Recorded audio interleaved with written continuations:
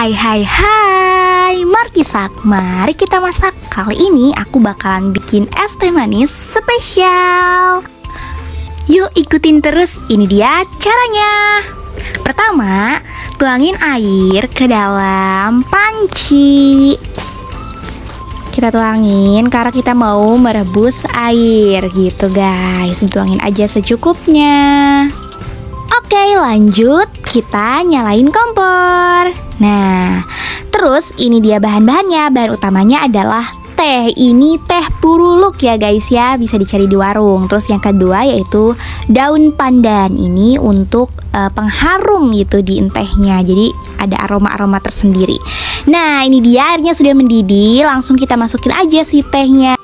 Aku pakainya 2, tapi ternyata lebih bagus itu 1 guys, karena menurut aku 2 kepahitan gitu. Jadi kalau kalian mau cobain, kalian cukup pakai 1 tehnya aja guys. Itu udah warnanya udah cantik kok. Lanjut ditambahin si daun pandan. Aku pakai 2 daun pandan guys, biar aromanya lebih wangi gitu.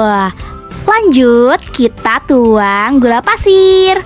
Nah, ini dia tehnya sudah jadi guys. Jadi airnya sudah berubah warna menjadi warna coklat seperti warna teh. Ini airnya dipakai untuk ngelarutin si gula pasir tadi guys.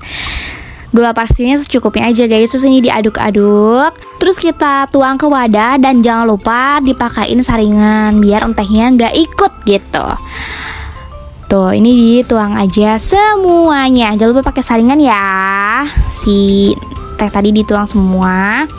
Oke, ini udah selesai nuangnya semua. Terus ini diambil daun pandannya buat dimasukin ke dalam teh biar ada aroma-aroma daun pandan. Terus kita aduk deh bareng si gula pasir yang udah kita larutin tadi guys.